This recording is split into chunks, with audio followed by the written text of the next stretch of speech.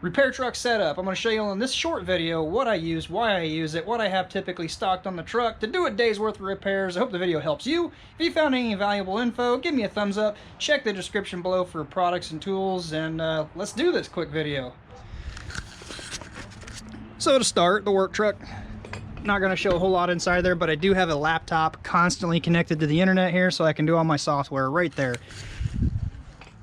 If you're a small company like me with this one, I don't like bringing work home. Unnecessary work home sucks. As much as I do a lot of that. I like to figure my estimates and bills right here in the truck, so I don't bring it home to the family. So, cell phone, tethered, well, wirelessly. Internet on the laptop, I can do everything I need right there. Other than that, not much more. This time of year I have some GEOCEL up on the truck heating up because it is cold in winter. Also, I always have some of these little booties here so you can put them on your boots when you're going into a customer's home on wet, muddy days like today. Very cheap. I'll leave a link in the description. Typically I just store pipe boots and things inside the cab. If I'm going somewhere inside, I'll take my expensive tools compressor and just put them in the cab to lock it. Inside the truck is absolutely messy right now, or the toolbox. But I typically have extra coil nails, little small hand tools, extra hammers, mag hatchets, things like that. But today, on today's day, by the way, these here are actually really handy. I'll leave these in a link down below. Repairs that have a fair amount of shingle tabs or shingles missing, I have the compressor right here. And I've learned my lesson. Not a lot of places have outdoor power, at least in this area. So I have a very small 2,000 watt generator. Plenty powerful enough to run this. I also stock up on the repair shingles I need for the day. In this case, it's mainly just a gray frost 3-tab shingles, close enough to this color for repair. The roof I'm on now is actually wearing out pretty bad, but the insurance company said need to get repaired till they can get replaced. Other than that, my personal pouch and tools, tape measure, cap nails, various odds and end nails. Always have different knives on hand for cutting. Here's one of my favorite.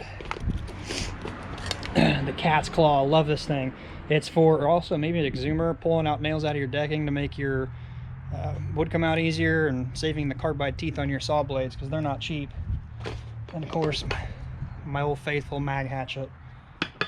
Definitely leave a link to this down below. You got to check this out. It's pricey, but it's a big time saver, finger saver. That really wraps up my personal tools. My snips are at my house. I got a crappy pair in there. Of course, the ladder and a hose, and I have bad ears, so I always protect my ears. The generator, I've had this thing for golly 15 plus years. I got it for 150 bucks back in the day. Again, it's nothing fancy, just 2 outlet 110, plenty to run the compressor.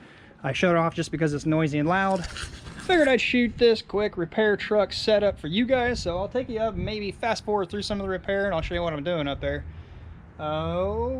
Typically have some ice and water, some paper, just some scrap things on the truck.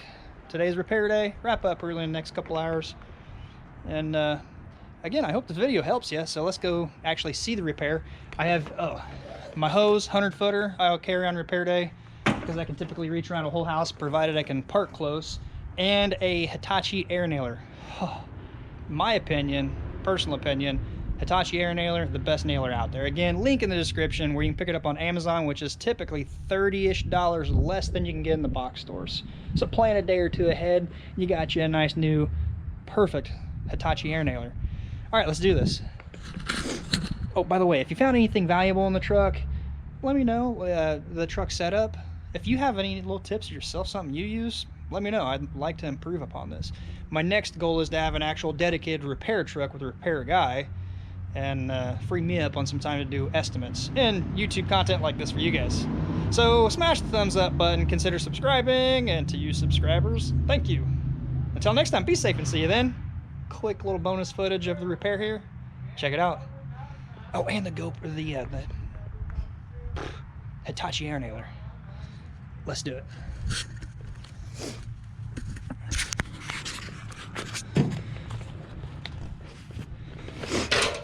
Oh, gotta fire it up. That would help.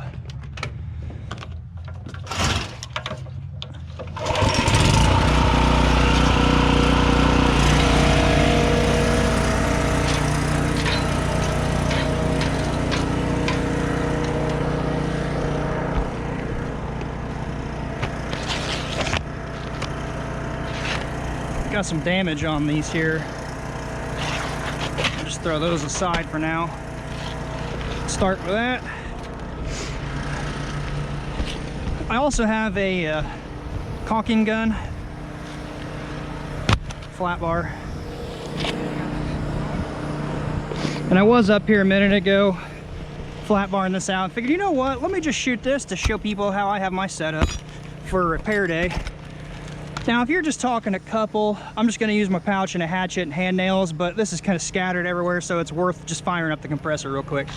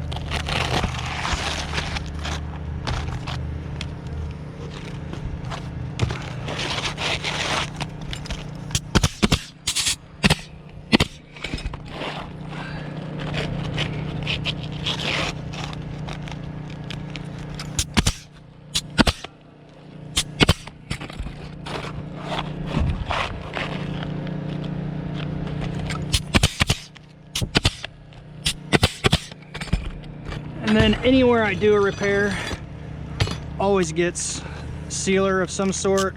Typically on this, I'll use the cheaper tar just to seal it. It is wintertime. Plus on 3-tab, you have an area like, say, an old shingle, it's never gonna seal. That will, this won't. Or like this one here would never seal. So just a few little small dabs, doesn't take much. Anywhere you pop the seal strip free or anywhere it's compromised, because if not, what'll happen is this will flap, crease, and snap off. And your company will build a bad reputation for charging for repair that blows right back out. Don't be that guy.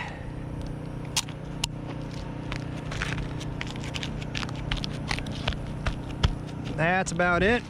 So for example, to flat bar that out, what you would do is you would flat bar this, pop that nail out, flat bar this seal strip loose, and take those nails out. And if there's no butt groove, just cut it with a knife. That's all I did there. Then you're ready to shove it in.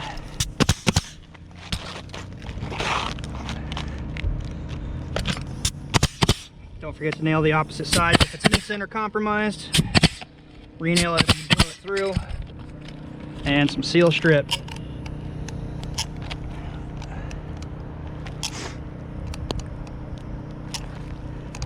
I don't use my expensive high-dollar GEOCEL on this stuff unless I'm out of, like, say, 4,500. That's about it. I'm gonna just buzz through here, do the rest of this. Well, that's about it. I'm just gonna finish this last little bit of repair up here real quick, hit the other side. It's a little steeper, just knock it out, get on to my next stop. I hope the video helped you. If it did, thumbs up. Till next time, be safe and see you then.